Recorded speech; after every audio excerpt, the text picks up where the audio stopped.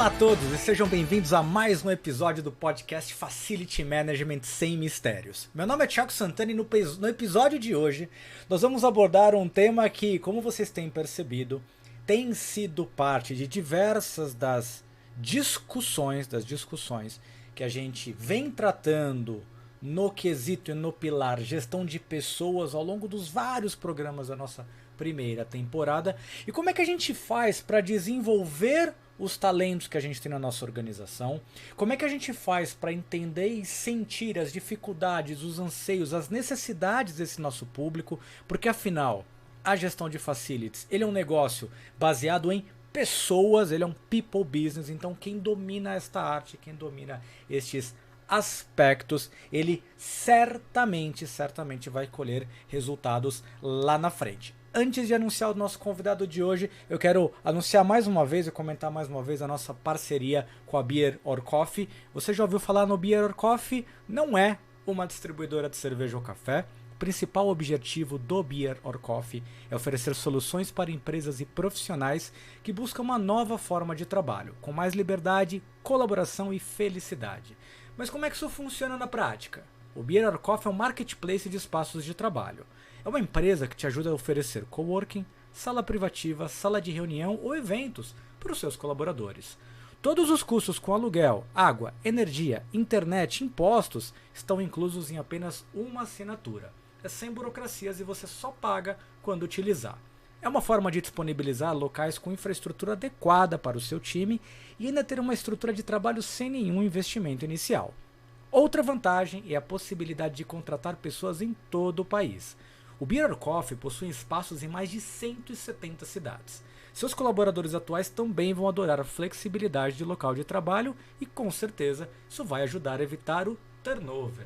Se você quiser conhecer mais, é só acessar www.beerorcoffee.com, cerveja ou café em inglês, ou clicar no link que vamos deixar aqui na descrição deste episódio. Então, se a gente já deixou a bola quicando para essa questão de pessoas e da produtividade, eu quero dar as boas-vindas ao Miguel Nizenbaum. Miguel, que é um grande estudioso de desenvolvimento de pessoas, foi um dos desenvolvedores aí da metodologia do mapa de talentos, que ele vai falar um pouquinho daqui a pouco, e o objetivo principal desse nosso bate-papo, dessa nossa série de bate-papos, vai ser sobre o artigo que o Miguel escreveu em torno do livro Humanocracia, do Gary Hamel e da Michelle Zanini, um livro bastante recente, que foi lançado em 2020, que ele aborda diversos aspectos desta gestão das pessoas, do desenvolvimento de equipes e principalmente anseios, necessidades e preocupações por trás desses times. Miguel, seja muito bem-vindo ao nosso podcast. Obrigado, Thiago. Obrigado, ouvintes. É um prazer estar aqui com vocês. Sensacional. Miguel, vamos do começo. Da onde veio a inspiração para você fazer esse artigo tão interessante? E já antecipando, na descrição desse podcast também vai estar o link não só para o perfil do Miguel, mas também o perfil, o link para o artigo que ele escreveu. Então vamos lá, Miguel. Da onde veio a inspiração para você dissecar este livro naquele artigo tão interessante que vocês fizeram? Olha, para chegar ao artigo e entender isso, vale um pouco comentar um pouco a nossa trajetória, a minha trajetória, né? Eu tenho trabalhado com psicologia positiva aplicada às organizações desde 2006. E o que me chamou a atenção nessa abordagem é que a ideia era aproveitar o que existe de melhor nas pessoas, como é que as pessoas podem e querem contribuir para os desafios da organização. E a gente vem trabalhando nessa toada já há esses 15, 16 anos, com uma abordagem para identificar os pontos fortes. Quando eu começo a enxergar um livro, e por isso que me chamou a atenção o livro do Gary Hamel e da Michelle Zanini, e começo a olhar esse aspecto não só do ponto de vista de desenvolvimento de pessoas, mas qual que é o impacto que isso traz para a inovação e para a estratégia, e os 2 anos que a gente viveu agora, quase 2 anos e meio de pandemia, onde essa interação entre as pessoas e a colaboração e uma segurança psicológica entre as pessoas foi o que trouxe a resiliência para poder enfrentar a situação e propor soluções novas, me chamou muito a atenção. Foi bom, preciso escrever um artigo. Eu não queria fazer um review do livro, porque não é uma síntese do livro, mas pegar como tem várias frentes de estudo e de abordagens de gestão de pessoas que são convergentes e que tem tudo a ver com o que o livro propõe, né? Da proposta do livro de mudança, de muito compliance em relação à gestão de pessoas e pouco espaço para ouvir qual a contribuição que as pessoas querem trazer para o negócio. Então, resumindo, a minha inspiração de escrever o artigo foi, olha, tá vendo? Tudo isso que a gente tem estudado e trabalhado desde 2006 tem um eco agora, e agora a coisa está gritando para que o bem-estar, que as pessoas virem o centro da estratégia da organização. A gente falou muito de organização centrada no cliente, né? E agora a gente falou, bom, legal, na gestão de pessoas e olhando para dentro, ela centrada no humano, né? Então, seja ele cliente, seja fornecedor, seja colaborador, é uma abordagem que me interessa bastante. A gente tem visto algumas empresas que têm tido coragem de fazer isso com resultados muito bacanas. O título completo do livro, aí vou tomar a liberdade de uma tradução livre, é Humanocracia, criando organizações tão incríveis como as pessoas dentro dela, o que conversa totalmente com o que o Miguel acabou de falar. E eu já vou pegar a abertura do seu artigo, Miguel, para a gente começar a falar dos tópicos que você aborda, onde você toca muito na questão do desperdício do potencial humano dentro das organizações, ou seja, por que a gente não consegue explorar todo o potencial e o benefício que está lá dentro? Quais são os principais entraves hoje, Miguel? Eu acho que o principal entrave é ainda pensar nas pessoas como um recurso e não necessariamente como um ativo. A gente, por mais que isso se fale da boca para fora, as pessoas são o nosso melhor ativo, ainda o que a gente procura é tentar encaixar as pessoas dentro de uma função, de uma hierarquia, descrição de cargo, por mais que você tenha algumas estruturas organizacionais mais horizontais, a gente procura encaixar a pessoa numa função e não entender como é que ela pode contribuir com os desafios, com as características que ela tem, com o potencial que ela tem.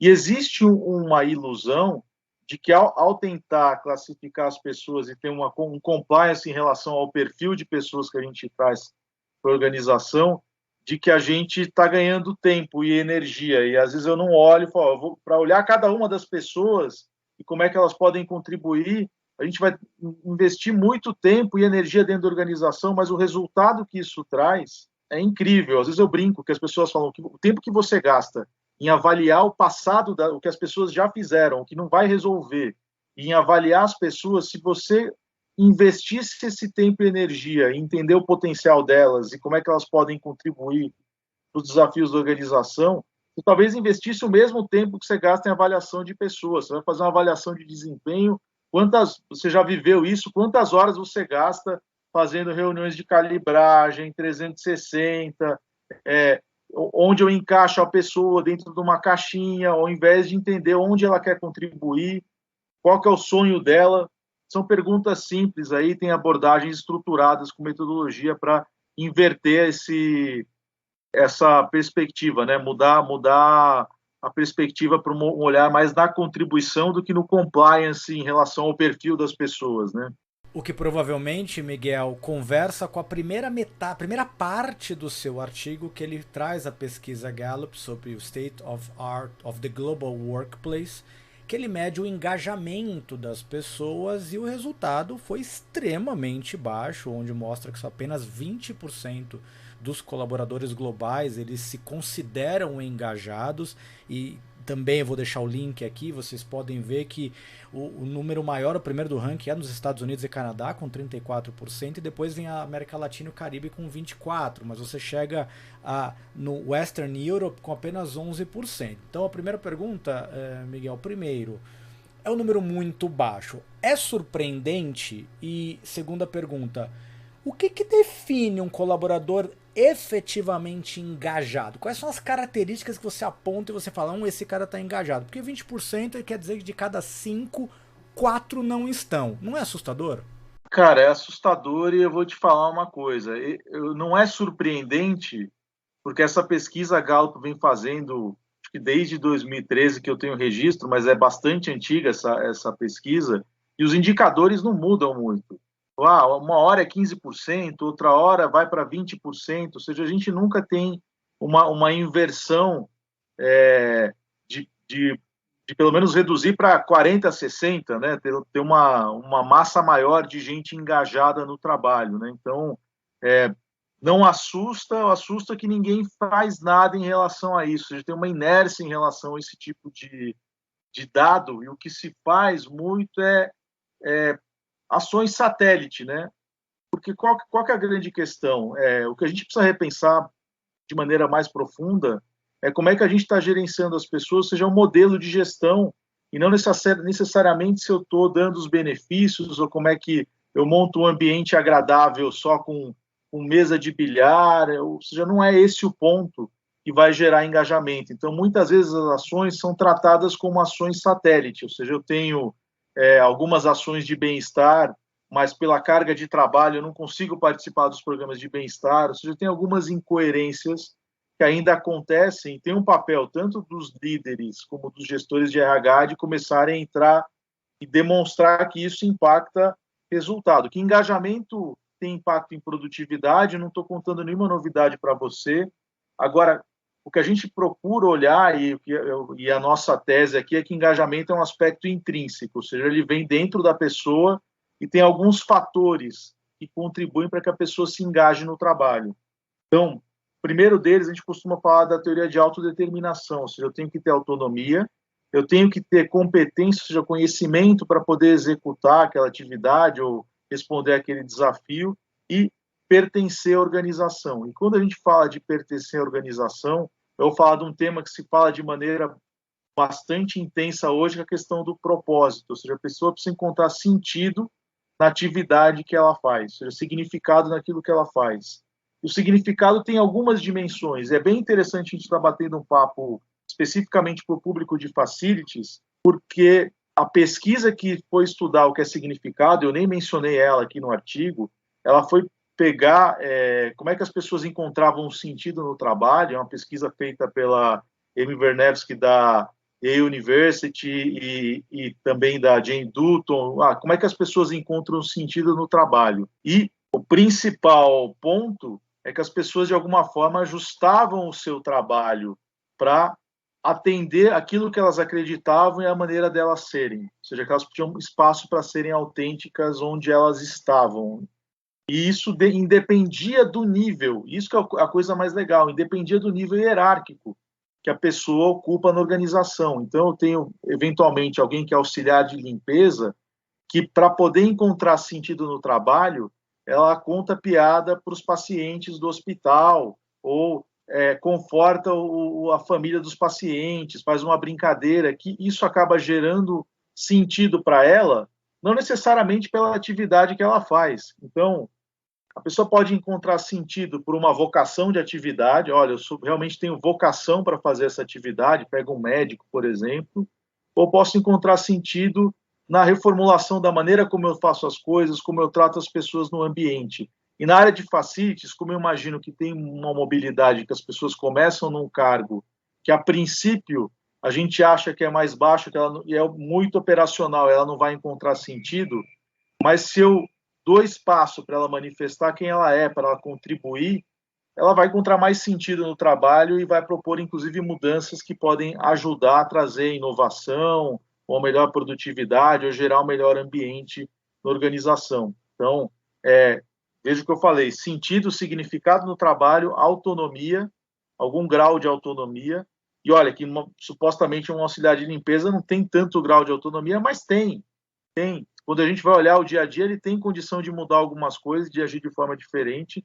Competência, sou capaz e me sinto parte. Então, olhando essas dimensões, tratando isso de dentro para fora, né? Ou seja, uma coisa que a gente precisa entender o que engaja a pessoa, o que motiva a pessoa, o que faz sentido para ela, e a organização propor isso de maneira que responda aos desafios da organização. É uma ponte de duas vias, né? E olha como é importante enxergar isto, Miguel. Também é uma pauta que eu sempre defendi. Você já ouviu falar do conceito do Moments of Truth, os momentos da verdade, onde o seu cliente está em contato com a sua organização e começa na hora em que ele coloca o carro no estacionamento, passa pela recepção, passa ele eventualmente, pegando o seu exemplo, pela pessoa responsável pela higiene, quantos momentos da verdade você tem com as pessoas que, em tese, estão na base da pirâmide operacional. Se esse público, se este ativo da sua organização não estiver, como você muito bem falou, motivado, entendendo o seu propósito, olha quantas oportunidades as organizações estão perdendo em encantar os clientes. E eu pego mais um gancho num comentário que você fez, ainda referindo sobre a pesquisa do engajamento. Você comentou, eu achei muito curioso, da mesa do bilhar, de que engajamento não é necessariamente a mesa do bilhar. Enquanto você dizia isso, eu olhava pelos números, como ficou claro o distanciamento entre o engajamento tradicional que muitas empresas estão aplicando, que é justamente isso que você vê. É a mesa de bilhar, é o videogame, é a mesa de ping-pong, a chopeira, que, na hora que você olha para o perfil das pessoas que utilizam, eles vão... Que perfil que é? Você fala, então esse é um perfil de um público mais jovem e, para alguns casos, um público mais masculino. E a hora que você olha para o engajamento da média 20% de público engajado, porém a maioria é um público feminino, 21% contra 18% do público masculino. E quando você olha para a idade, a maioria, ou a maior parcela, 21%, são acima de 40 anos e só 18% abaixo de 40 anos. Ou seja, definitivamente, né, Miguel? Não é só seguir a onda de que todo mundo está fazendo, o escorregador no meio do escritório, achar que aquilo está sensacional, mas sim olhar para suas pessoas, né? Totalmente, né? Tem muito mais relação com valores, propósitos, sentido no trabalho, qual que é o impacto que o trabalho traz, e entender que as pessoas qual o sonho das pessoas e como é que a gente pode ajudar também nesse sentido. Da mesma forma que a gente faz isso com o cliente externo, fazer isso de alguma forma com o cliente interno. E hoje você tem, pensando em benefício, você tem solução de benefício flexível, o que faz sentido para um, não faz sentido para outro. Então, ter essa atenção, até com o apoio de ferramentas externas, faz todo sentido. É claro que tem uma coisa que é super importante, né, que é a questão da gestão do dia a dia. Não adianta eu trazer benefício flexível e eu ter uma liderança tóxica dentro da organização. E premiar a liderança tóxica porque ela está trazendo resultado a curto prazo, tá? Então, é um equilíbrio dessas iniciativas, tem que ter uma visão holística mesmo. E aí, Miguel, quero avançando um pouquinho mais, eu quero que você comentasse sobre mais um dado preocupante do seu artigo, que não só você fala da oficialização do burnout como uma doença relacionada ao trabalho, que foi homologada, se eu puder usar esse termo, reconhecida, oficializada, acho que é o termo correto, pela OMS, mas é muito preocupante quando a gente enxerga que o Brasil é o segundo na lista da ISMA, da International Stress Management Association, e o quinto país no ranking do maior índice de ansiedade. Como é que essas coisas conversam, Miguel? Olha, primeiro que a gente vive num ambiente eu costumo brincar que se o mundo é VUCA ou BANI, o Brasil é MUVUCA, ou seja, é muito incerto, a gente tá habituado a viver num ambiente de muita incerteza, né, pela oscilação das instituições. Eu não vou entrar nesse tipo de discussão, mas acho que esse é um fator que contribui para que as pessoas estejam mais estressadas, né? Então, isso é um fator de insegurança muito grande que existe. Eu não sei como é que vai ser, eu não tenho muito apoio da própria instituição governamental do que é o trabalho comparado a estados de bem-estar social como você tem na Europa. Então, isso tem um impacto. Tem o impacto do sentido no trabalho, tem um impacto também de não encontrar sentido naquilo que eu faço, mas uma coisa muito importante aqui é as horas, no caso do Brasil, são as horas trabalhadas versus o que a gente entrega em termos de produtividade, né? Não vou nem falar do aspecto de desigualdade, porque obviamente isso impacta. Se eu tenho que pegar 2 horas ou 4 horas de transporte público e onde eu moro não tem lazer, eu não tenho acesso a estruturas de lazer, como nos países com menos desigualdade, as pessoas com um determinado nível já têm esse acesso, isso pode ser um fator ambiental de redução do estresse. Mas no Brasil, acho que é muita questão de horas trabalhadas versus produtividade real, e a gente tem uma carga de trabalho muito grande. Então, quando você vai ver o volume de horas trabalhadas versus o que a gente entrega de produtividade, isso também tem um fator impactante aí na geração do estresse, né? E para quem não prestou atenção, o Miguel falou dos acrônimos VUCA e BUNny. VUCA é um pouco mais conhecido, é a contração, né, das palavras volatilidade, incerteza, no inglês uncertainty, C, complexity, complexidade, e ambiguity, ambiguidade, que é um conceito que veio reinante durante muitos anos, mas agora a gente está começando a falar cada vez mais do mundo BUNny, B de brittle, frágil, A de anxious, ansioso, N de não linear e I de incomprehensible. Ou seja, e acho que a pandemia jogou um pouco mais de luz sobre isso, né, Miguel? Se a gente já tinha um mundo muito mais volátil, agora, além de todas aquelas maluquices para trás, eu gostei do VUCA, eu vou roubar, a gente tem relações e condições que são frágeis, que produzem ansiedade, são não lineares e muito incompreensíveis. Isso certamente jogou mais luz em toda essa complexidade que sobrecarrega o trabalhador, a pessoa, né, o colaborador aqui no nosso país, não é isso? Esse é um fator, e aí quando a gente começa a olhar que tem mais incerteza externa, isso é um fator, na verdade, que não é privilégio do Brasil, o aspecto de incerteza, esse modelo se aplica em menor ou maior grau no mundo inteiro, tem outras situações de ameaças que a gente não prevê, qual vai ser o impacto do aquecimento global, uma série de coisas que vão influenciar incertezas externas. A pandemia é um exemplo claro. Aí o que eu comento, e é meio que um mantra nesses últimos 2, 3 anos, é falar, se a gente tem incerteza fora, vamos criar certeza dentro, no sentido de que eu sei aonde eu quero impactar, onde eu quero gerar valor, e eu começo a criar uma relação de confiança entre as pessoas que fazem parte do meu time. Olha, a gente não sabe exatamente o que a gente vai enfrentar, mas vamos enfrentar junto. Vamos ver como é que cada um pode contribuir para esse desafio incerto que aparece.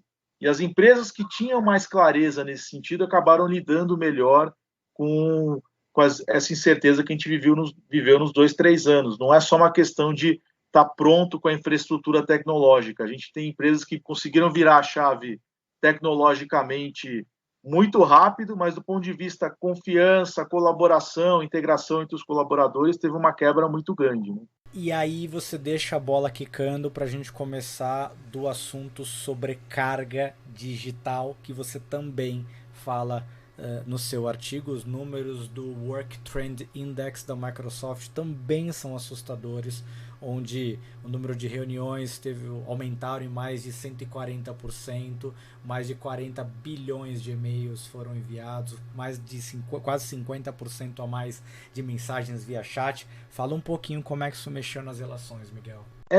Eu acho que num primeiro momento uma grande coisa que ficou evidente é que talvez a gente não saiba colaborar de verdade, no sentido de fazer com que a colaboração seja de fato efetiva. A gente interage muito, mas não quer dizer que a gente sabe colaborar. Ou seja, será que eu preciso realmente resolver isso através de uma reunião? Será que eu preciso estar envolvido nessa reunião?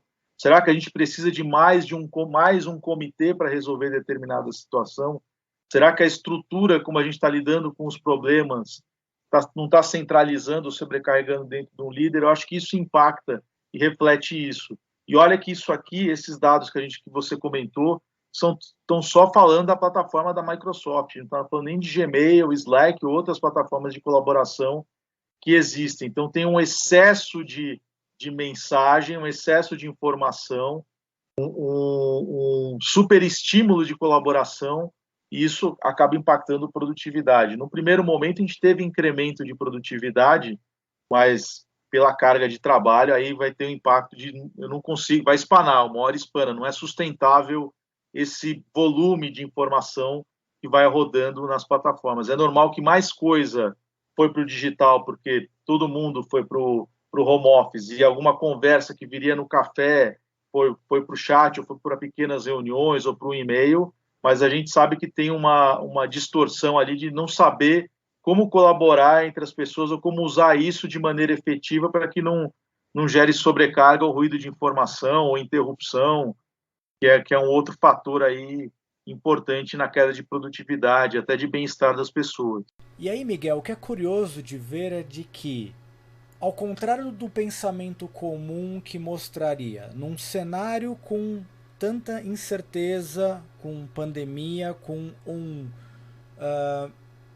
índice de desemprego tão elevado, o pensamento comum diria, então as pessoas vão se agarrar aos seus empregos e falar, puxa, que bacana que eu tô empregado. E a gente até percebeu isso no começo, mas agora, 2 anos depois, a gente já começa a sentir ecos do que lá nos Estados Unidos estão chamando do fenômeno da grande resignação. Fala um pouquinho sobre isso. Então, o processo que aconteceu lá é que as pessoas estão em busca de mais sentido no trabalho e de uma condição mais digna de trabalho, né? Então, isso acabou atingindo todas as faixas, né? Tem um impacto na faixa mais operacional. Quando você vai olhar os números lá nos Estados Unidos, teve um impacto grande na faixa operacional. Então, restaurantes que não têm pessoas, não conseguem contratar pessoas para servir, falta de pessoal para dirigir caminhão, tem 80 mil vagas de caminhoneiro abertas nos Estados Unidos que eu li esses dias, né, para te dar uma menção dessa área. Mas o principal mote, a gente começou a questionar, será que eu preciso me sacrificar tanto ou deixar de ter uma vida minimamente digna só para trabalhar, ou vivo só para trabalhar? Então esse é o grande questionamento.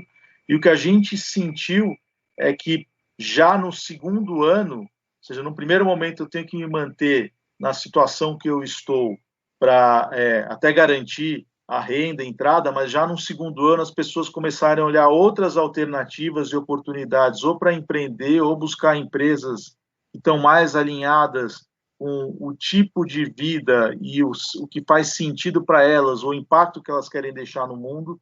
Pessoas começam a fazer essas mudanças e implementar isso não só em função da necessidade, mas em função de encontrar mais significado na vida, né? É esse o ponto. E aí eu acho que aquela ilusão da estabilidade, né? Ou seja, é tudo tão dinâmico hoje que o fato de eu estar num lugar não me garante futuro. Daqui a 2 meses as coisas podem mudar, né? Então eu acho que as pessoas sentem mais liberdade de falar, ok, se tudo muda tanto, por que eu não vou mudar e buscar algo que faça mais sentido para mim, onde eu possa até me remunerar melhor, né? Então, tem muitos casos de pessoas que começaram a empreender enquanto estavam no emprego e hoje você fala, o que eu ganho no meu empreendimento é mais do que eu ganhava quando eu estava empregado, por exemplo. Ou seja, todos os aspectos Bunny que nós discutimos de não linearidade, de fragilidade, de imprevisibilidade também estão inseridos no ambiente corporativo. Miguel, delícia de bate-papo para essa primeira parte da nossa conversa. No próximo programa a gente continua esse bate-papo, dissecando o resto do relatório, do artigo que você escreveu. Para você que está nos ouvindo, não esqueça de curtir e compartilhar o conteúdo desse episódio. Fica atento que semana que vem, aqui com Miguel Nizenbal, tem mais Facility Management sem mistérios para vocês. Um grande abraço e até a próxima.